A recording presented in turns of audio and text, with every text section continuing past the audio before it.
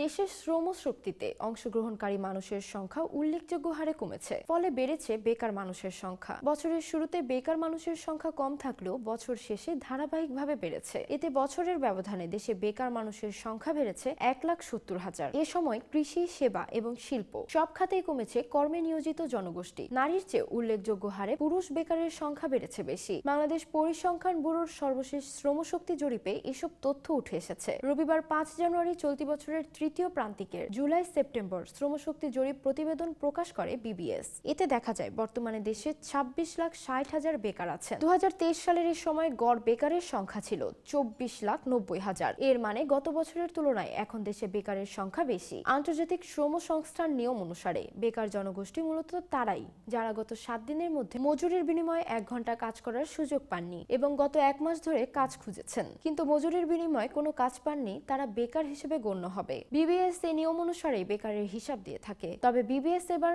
শ্রমশক্তি জরিপ প্রতিবেদন প্রকাশ করেছে। এ বিষয়ে বিবিএস জানিয়েছে, শ্রমশক্তির তৃতীয় প্রান্তিকের ফলাফলটি 13তম এবং 19তম আইসিএলএস অনুযায়ী প্রস্তুত করা হয়েছে। আইসিএলএস ও শ্রমশক্তির তৃতীয় প্রান্তিকের ফলাফলটি 13তম এবং 19তম আইসিএলএস আন্তর্জাতিক সম্মেলন অনুযায়ী প্রস্তুত করা হয়েছে। আইসিএলও কর্তৃক প্রণীত 13তম ও 19তম আইসিএলএস এর কর্মে নিয়োজিত প্রাক্কলনে পার্থক্য রয়েছে। এক্ষেত্রে যারা বিগত 7 দিন সময় কমপক্ষে 1 ঘন্টা মজুরি বা মুনাফার বিনিময়ে অথবা খানার নিজস্ব ভোগের জন্য পণ্য উৎপাদনমূলক কাজ করেছে, তারাই মূলত আইসিএলওর 13তম গাইডলাইন অনুযায়ী কর্মে নিয়োজিত হিসেবে বিবেচিত হবে এবং যারা বিগত 7 দিন সময় কমপক্ষে 1 ঘন্টা মজুরি বা মুনাফার বিনিময়ে কাজ করেছে, তারাই মূলত আইসিএলওর 19তম গাইডলাইন অনুযায়ী কর্মে নিয়োজিত হিসেবে বিবেচিত। সাধারণত যারা শুধু নিজেদের ভোগের জন্য কাজ করেন তাদের আইসিএলওর 13তম গাইডলাইন হিসেবে কর্মে নিয়োজিত ধরা হয়, আর যারা মজুরি বা মুনাফার জন্য কাজ করেন তাদের আইসিএলওর 19তম গাইডলাইন হিসেবে কর্মে নিয়োজিত ধরা হয়। বিবিএস এর 19তম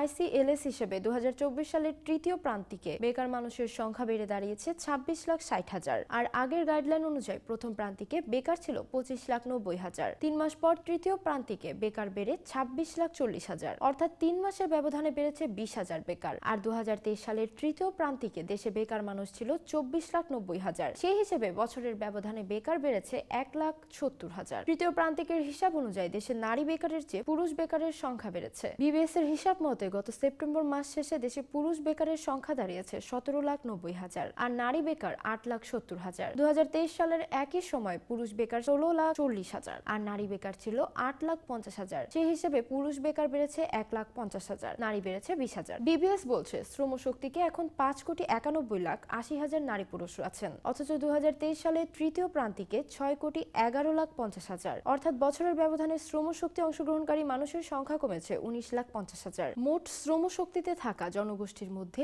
5,65,20,000 লোক কর্মে নিয়োজিত, বাকিরা বেকার। এছাড়া শ্রমশক্তির বাইরে বিশাল জনগোষ্ঠী আছে, তারা কর্মে নিয়োজিত নয়, আবার বেকার হিসেবেও বিবেচিত নয়। এমন জনগোষ্ঠীর সংখ্যা 6,23,30,000। তারা মূলত সাধারণ ছাত্র, অসুস্থ ব্যক্তি, বয়স্ক নারী পুরুষ, কাজ করতে অক্ষম ব্যক্তি, অবসরপ্রাপ্ত ব্যক্তি এবং কর্মে নিয়োজিত নন বা নিয়োজিত হতে অনিচ্ছুক গৃহিণী। শ্রমশক্তি জরিপ অনুযায়ী বর্তমানে দেশে যুব শ্রমশক্তি 2,40,20,000। এর মধ্যে পুরুষ 1,17,50,000 আর নারী 1,22,70,000। বছরের ব্যবধানে যুব শ্রমশক্তি জনগোষ্ঠীর সংখ্যাও কমেছে। জরিপ অনুযায়ী 2023 সালে তৃতীয় প্রান্তিকে যুব শ্রমশক্তি ছিল 2,61,90,000, যা 2024 সালের একই সময়ে কমে হয়েছে 2,40,20,000। সেই হিসেবে যুব শ্রমশক্তি কমেছে 21,17,000।